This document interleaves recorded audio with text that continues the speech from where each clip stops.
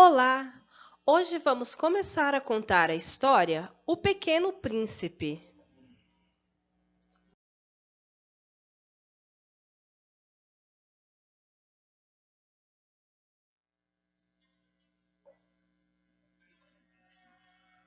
A Leão Verte.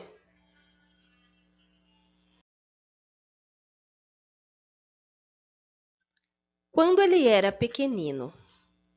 Certa vez, quando tinha 6 anos, vi num livro sobre a Floresta Virgem, Histórias Vividas, uma imponente gravura.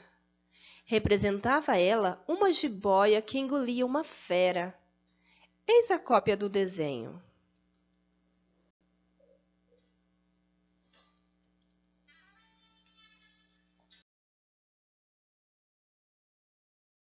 Dizia o livro: as jiboias engolem sem mastigar a presa inteira. Em seguida, não podem mover-se e dormem os 6 meses da digestão. Refleti muito então sobre as aventuras da selva e fiz com lápis de cor o meu primeiro desenho. Meu desenho número 1 era assim.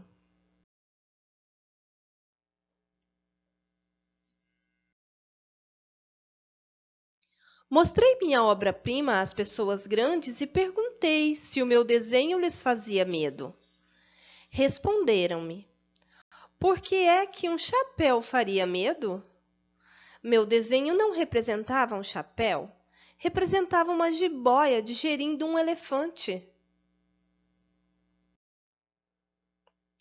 Desenhei então o interior da jiboia, a fim de que as pessoas grandes pudessem compreender.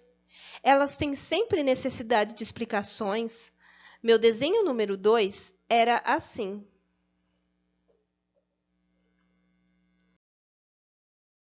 As pessoas grandes aconselharam-me deixar de lado os desenhos de jiboias abertas ou fechadas e dedicar-me de preferência à geografia, à história, ao cálculo, à gramática.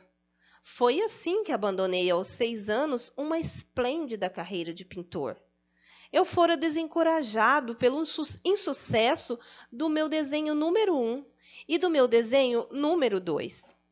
As pessoas grandes não compreendem nada sozinhas e é cansativo para as crianças estar toda hora explicando. Tive, pois, de escolher uma outra profissão e aprendi a pilotar aviões. Voei, por assim dizer, por todo o mundo. E a geografia, é claro, me serviu muito. Sabia distinguir num relance a China e o Arizona. É muito útil quando se está perdido na noite. Tive, assim, no correr da vida, muitos contatos com muita gente séria. Vivi muito no meio das pessoas grandes. Vi-as muito de perto. Isso não melhorou de modo algum a minha antiga opinião. Quando encontrava uma que me parecia um pouco lúcida, fazia com ela a experiência do meu desenho número 1, que sempre conservei comigo. Eu queria saber se ela era verdadeiramente compreensiva, mas respondia sempre: é um chapéu. Então eu não lhe falava nem de jiboias, nem de florestas virgens, nem de estrelas. Punha-me ao seu alcance. Falava-lhe de bride, de golfe, de política, de gravatas. E a pessoa grande ficava encantada de conhecer um homem tão razoável.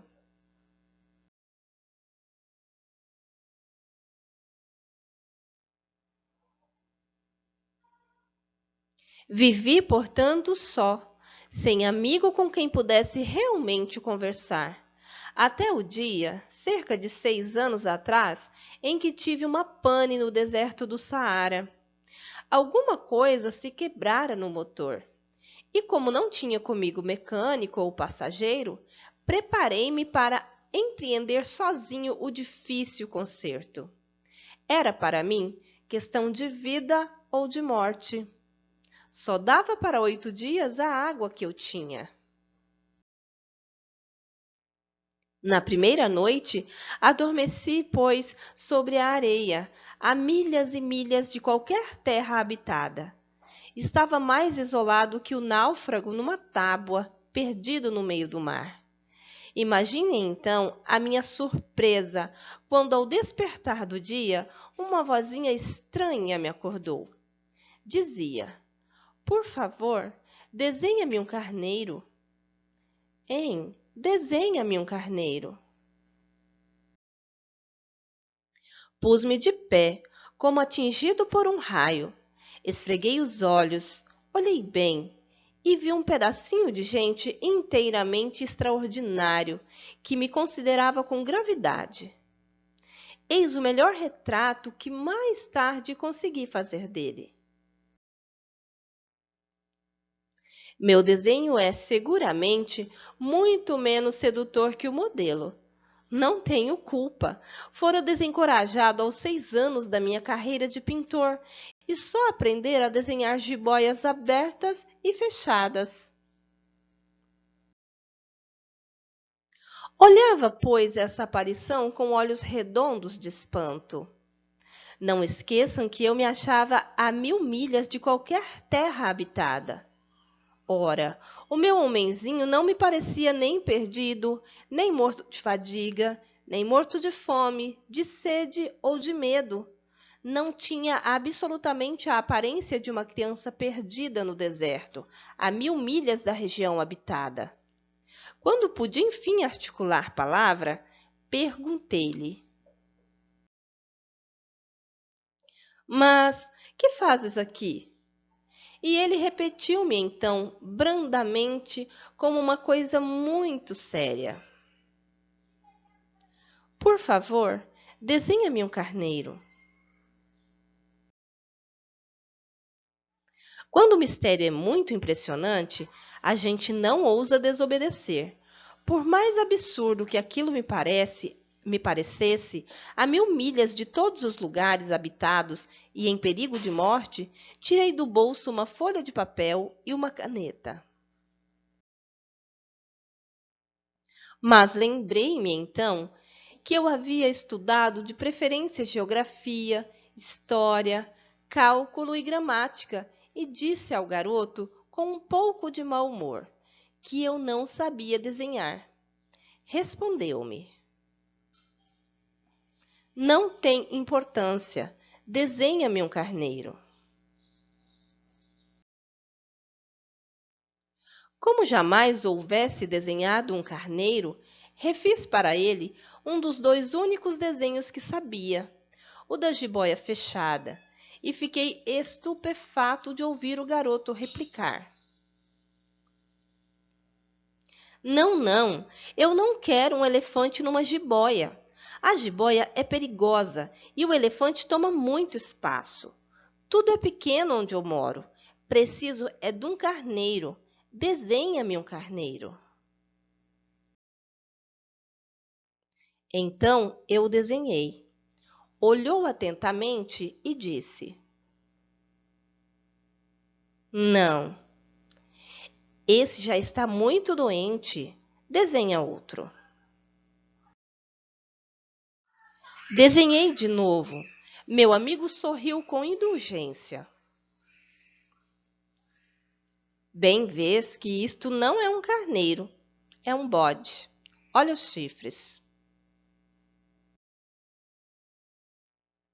Fiz mais uma vez o desenho, mas ele foi recusado como os precedentes.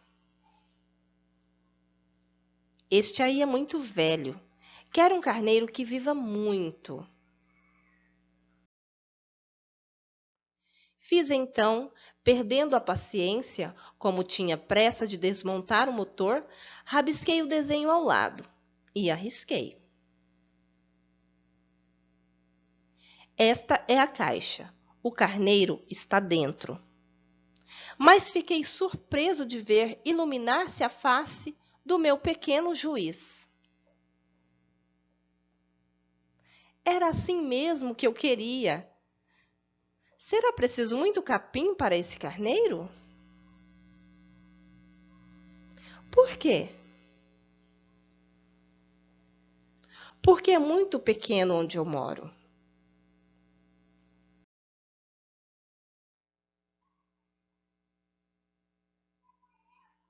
Qualquer coisa chega. Eu te dei um carneirinho de nada. Inclinou a cabeça sobre o desenho. Não é tão pequeno assim. Olha, adormeceu. E foi desse modo que eu travei conhecimento um dia com o Pequeno Príncipe. Chegamos ao final da parte 1 da história O Pequeno Príncipe. Deixe o seu like, se inscreva no canal e ative o sininho para você não perder a parte 2. Até lá!